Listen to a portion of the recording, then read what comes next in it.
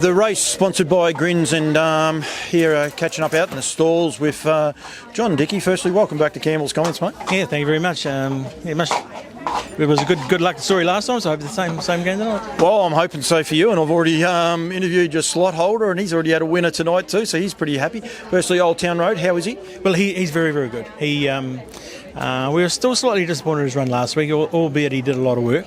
But he's had a virus and getting over it, and I'm touched with tonight. I think he should be, and so the rest of the field. He'd be 10 lengths better than I was last week. Last week, and he was still good last week. He was, and probably first time he's ever done that much work early.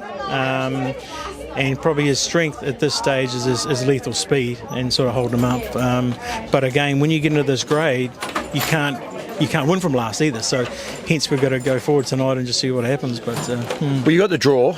Zach's been noted as he's not going to tell anyone anything, so we're not going to sure exactly what Zach's going to do. But your confidence level in the horse? 100%.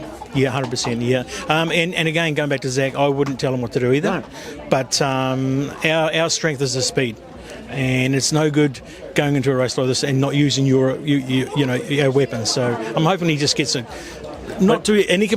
economical run and show his speed at the finish. First time I got to see him was in the New Zealand Cup in the person, and we interviewed you out in the paddock, and he was good. And I just couldn't believe, like you say about his speed, but it's mind-blowing, his speed. But it's more, as much as that, it's his race tractability, I reckon. Like he's such a tractable, cool dude horse, if that's the right way to put it. Yeah, he is. And his biggest thing is sometimes getting to the track, and he wants to get there as fast as he can, and even going home. He's a silly horse going home. You wouldn't believe it after a hard run, but yeah. But he's getting better and mature all the time. He's arrived here pretty well. Pretty well. He's had a bit of a sweat, but he's cooled down now, nice. And our biggest fear now is his mate's going out onto the track very shortly, and he's going to have to stand on his own. So. And that's a trotter, and the trotter, he's got a very good chance tonight, that everyone tells me.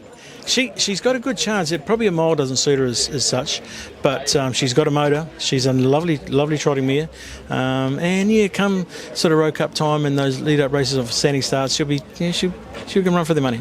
With the trotters, just very quickly, it's exciting what's coming ahead. It's just sort of snuck up. There's no, I suppose, trotting, Australis or anything else like that. But you've got some great trot races right now through for 6 weeks. Yeah, we have, and obviously Muscle Mountain's coming up, and he'll go out favourite. He deserves to be favourite. So it's funny enough when Greg brings that the good horse up here, he's actually the opposition's actually going to be tougher than what he's been racing down south. So. Yeah, which is so exciting for the industry, and that's one thing I want to talk to you. Like, you've been around the sport for a long time, $1 million race here in your back door, but just the excitement level. Like, there's 4 camera crews along here doing interviews and that. Like, I mean, it must make you proud, like a person that's been involved with the sport for a long time, and plenty of negative sayers out there. But a race like this, it just brings some excitement and atmosphere that the industry from my point, deserves and needs. Yeah, I think so. It's in my perspective, I've never raced an open class pace, but I had a lot of trotters. But I find the hype going into these pacing races, and especially with the talk, especially about draws and what they're going to do, is a lot different than the trotting races actually. So you've never had an open class pacer? No, I have not. No, they've got there, but they weren't good enough to compete in the Group 1 races, so they've either been sold off or they were retired. Yeah. Wow, that's an interesting stat. I mean, I've always known like Speeding Spur and a few of the other trotters are going through, but that's you got one of the great stats. What is it, 7 times for the Breeders' Crown, and is that right?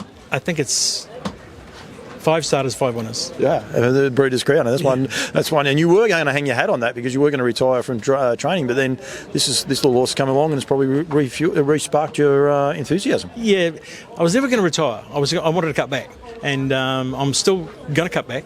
But I need to stay active. And horses, I only know horses, so I've got to be able to work a horse every day to keep active.